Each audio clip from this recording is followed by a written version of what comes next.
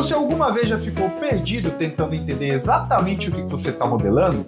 Já sentiu que o código está muito mais próximo do banco de dados, do modelo de dados, do que do problema que você está de fato tentando resolver? Então, se você acha que domínio é só mais um campo no cadastro de cliente, cola aqui comigo que o vídeo já vai começar. Olá, devs! Eu sou Bernardo Lobato e esse aqui é o segundo vídeo da nossa série Dominando DDD aqui do canal. Se você ainda não assistiu ao primeiro vídeo, onde a gente fala ali das motivações para começar a usar DDD e também dá uma conceituação um pouco mais básica, um pouco mais rasa, cola aqui no card que o vídeo está bem interessante. Resumidamente, o DDD é uma abordagem de desenvolvimento de software que coloca o domínio do problema, ou seja, tudo aquilo que é importante para o cliente, tudo aquilo que é importante eu entregar para o meu cliente, no centro de todas as tomadas de decisões, inclusive as decisões técnicas. Portanto, em vez de eu ficar pensando de cara logo em framework robusto, na melhor linguagem de programação, no melhor banco de dados, infraestrutura e nuvem, eu vou dar um passo para trás e entender profundamente o problema, atuando diretamente com os especialistas do domínio, que são aquelas pessoas que atuam nesse problema diariamente ali no seu trabalho. Assim, criamos um conhecimento mútuo entre domínio e tecnologia que vai refletir lá na frente no nosso código, tendo sempre em foco modelagem rica, linguagem ubíqua e uma clara separação de responsabilidades. E hoje vamos falar um pouco mais detalhadamente sobre o ponto central do DDD, que é o domínio. No DDD, o domínio é a estrela do show. É o coração do problema que você está tentando resolver com aquele software que você vai desenvolver. Para esse momento do vídeo aqui, para o nosso conhecimento geral do DDD, eu vou conceitualizar domínio como sendo a área principal de atuação do negócio do nosso software, ou da empresa que estamos atuando. Por exemplo, o domínio de uma empresa como a Netflix ou do YouTube, por exemplo, é o domínio de vídeos sob demanda. O domínio de uma empresa como o McDonald's, como o Burger King, é o fast food. E também temos algumas empresas que têm vários domínios principais, como por exemplo uma Amazon, um Google, que além de atuar em domínios como varejo, vídeo sob demanda, também atuam em computação em nuvem, mecanismos de busca, etc, etc. Como podemos ver, só o domínio principal, seja ele vídeo sob demanda, fast food ou varejo, não ajuda muito a gente a entender melhor o problema que está sendo resolvido. É claro que todos nós já temos uma certa bagagem como usuários desses domínios, mas internamente eles trazem consigo muitas complexidades e vários conceitos abstratos que só quem vive o dia a dia daquele domínio sabe como é. Então é muito difícil só com esse domínio principal a gente conseguir lidar e iniciar um desenvolvimento. Portanto, para a gente lidar com essa complexidade e tornar ela algo gerenciável dentro do nosso desenvolvimento, o ideal é a gente pegar esse domínio principal, esse conceito maior, e quebrar em domínios menores, ou também conhecido como subdomínios. Essa quebra facilita ali no gerenciamento e no entendimento desse domínio e, consequentemente, facilita também na chegada da solução, pois agora é um problema menor. Pegando um domínio principal aqui, que acredito que muitos ou praticamente todos que estão assistindo já lidaram com esse tipo de domínio, o e-commerce, podemos entender como alguns dos subdomínios desse domínio principal, o subdomínio de produtos, de carrinho de pagamento, ou carrinho de compras, o pagamento, domínio de fretes e subdomínio de estoques. Como vimos, já com essa simples quebra, já facilita bastante o nosso entendimento do que a gente vai precisar desenvolver para chegar no resultado final, que é um e-commerce. Agora, se a gente precisar quebrar ainda mais esses subdomínios em domínios ainda menores, também é possível e encorajado. É encorajado que a gente quebre esses subdomínios em domínios menores até o nível em que estejamos confortáveis ali com o tamanho daquele problema e em como vamos direcionar essa implementação numa etapa mais à frente do meu projeto. Pegando o subdomínio de produtos, por exemplo, nós podemos quebrar ele em subdomínios ainda menores, como por exemplo, cadastro, categorização de produtos, busca de produtos, review de produtos, recomendações e etc. Agora, já dentro dos subdomínios, é importante a gente entender também que podemos ter algumas distinções entre os tipos dos próprios subdomínios.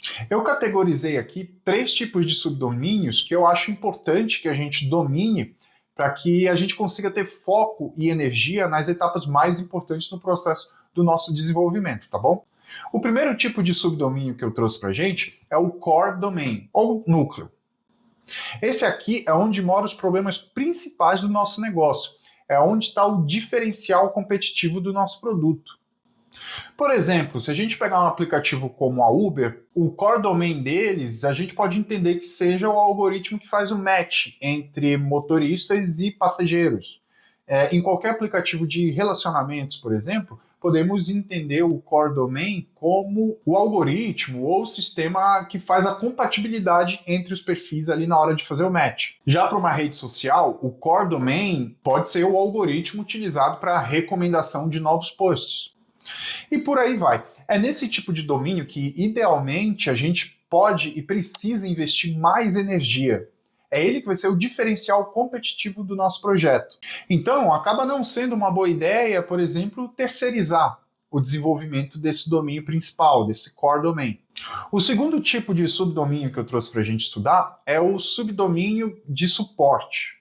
Ele também é importante, ele também faz parte do nosso produto, é uma parte importante do nosso produto, porém ele não é um diferencial ali para o problema que a gente está tentando resolver. Tá? Pegando aqui o exemplo do e-commerce que a gente está tratando agora, podemos ter como exemplos de subdomínio de suporte a gestão de produtos, a gestão de estoques, a gestão financeira e por aí vai.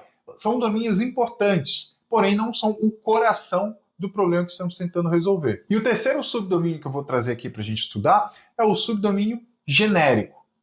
Esse subdomínio também é importante, obviamente, para o nosso sistema, mas ele já é tão utilizado em outras soluções e outros sistemas que a gente pode, inclusive, utilizar já soluções prontas, utilizar softwares prontos que atendam 100% desse subdomínio. Alguns exemplos de subdomínio genérico são gestão de usuários, gestão de autenticação, autorização, ou IAM, gestão de métricas, logs, observabilidade e por aí vai.